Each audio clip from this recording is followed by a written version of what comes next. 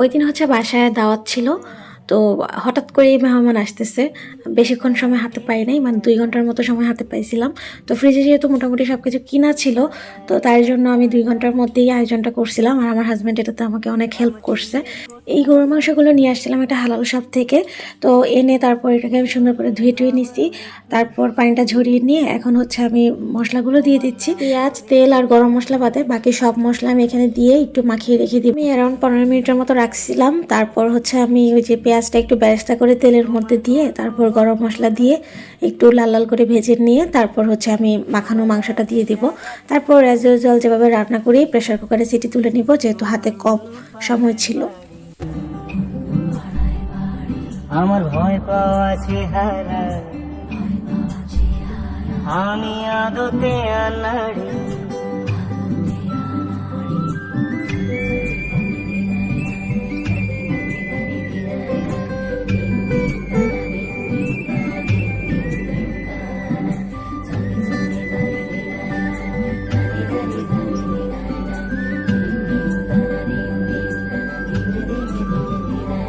আমার আকাশ দেখা ঘুড়ি, কিছু মিথ্যে বাহাদুরি। আমার আকাশ দেখা ঘুড়ি, কিছু মিথ্যে বাহাদুরি। আমার চোখ বেঁধে দেওয়ালো।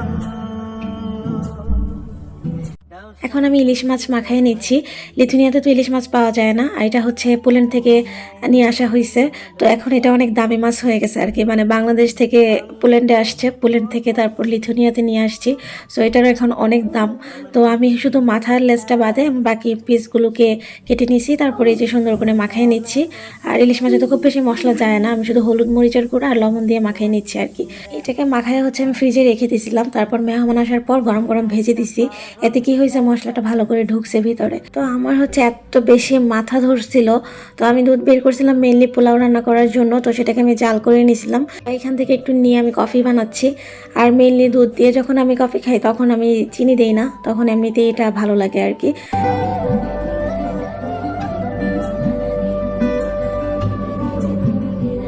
তোমার গায়ে লাগে না ধুলো,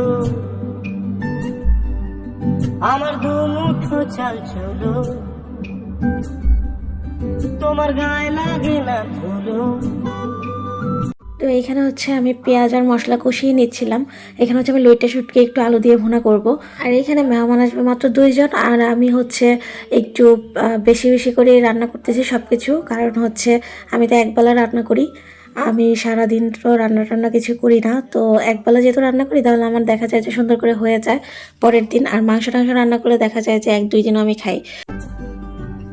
আমার রাতে জাগা তারা। এদিকে আমি বাসমতি চালের পোলাও করতেছিলাম, তো পোলাওটাকে হচ্ছে প্রায় হয়ে গেছে। এখন আমি ওই যে ড্রাই ফ্রুটগুলো দিয়ে দিছি, কিশমিশ আর হচ্ছে কাঁচামরিচ, ঘি এগুলো দিয়ে দিছি। দিয়ে তারপর হালকা একটু নেড়েচেড়ে মিক্স করে তারপর এটাকে দমে বসাই দিব। এখানকার বাসমতি চাল খুবই নরম হয়, মানে চাল ভেঙে যেতে পারে, আমার ভেঙে যায়ও। তো সেই জন্য আমি খুব একটা নাড়াচাড়া করতে যাচ্ছি না, এটাকে এখন স্লো হিটে বসাই দিব যাতে তাড়াতাড়ি সুন্দর করে সেদ্ধ হয়ে যায় আর কি।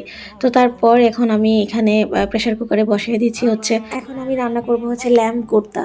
আমাদের দিকে এটাকে গুর্দা বলে, বাট এটার সুন্দর নাম হচ্ছে কিডনি। তো ল্যাম্পের কিডনি রান্না করব আর কি, ভুনা করব। তো সেটার জন্য আমি মশলা কষায় নিচ্ছি, মাংসের যে মশলা হয়। আর এটা হচ্ছে এরকম দেখাচ্ছে কারণ কাঁচামরিচ বাটা দিছি, তার জন্য একটু হলদেটে। তো তারপর হচ্ছে আমি এখানে দিয়ে দিলাম ধুয়ে রাখা গুর্দাটা, দিয়ে এখন সুন্দর করে কষায় টষায় আমি এখানে হচ্ছে প্রেশার কুকারে দিয়ে সেদ্ধ করে নিব। আর শেষ পর্যায়ে হচ্ছে আমি একটু আস্ত রসুন দিব। আস্ত রসুন বলতে এখানে রসুন তো অনেক বড় বড়, আমি কোয়া করে দিয়েছি, কয়েকটা কোয়া দিব আর কাঁচামরিচ দিব। তারপর উঠাই নিব। এটা রান্নাটা খুব সহজ। আমার ছিলে কোঠার পাশে ঠিক সন্ধে নামার মুখে তোমার নাম ধরে কেউ ডাকে, মুখ লুকিয়ে কার বুকে। আমার ভিডিওগুলো ভালো লাগলে অবশ্যই লাইক, কমেন্ট, শেয়ার এবং সাবস্ক্রাইব করবেন আমার ইউটিউব চ্যানেলটাকে।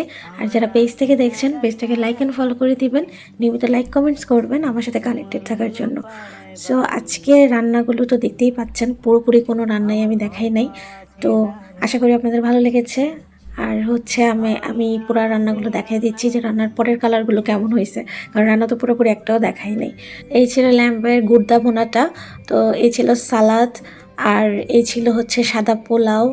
দেন হচ্ছে আমি দিয়েছি এখানে লইট্টা শুটকি ভুনা আলু দিয়ে, আর এখানে হচ্ছে ইলিশ মাছ ফ্রাই, আর এখানে হচ্ছে গরুর মাংস ভুনা।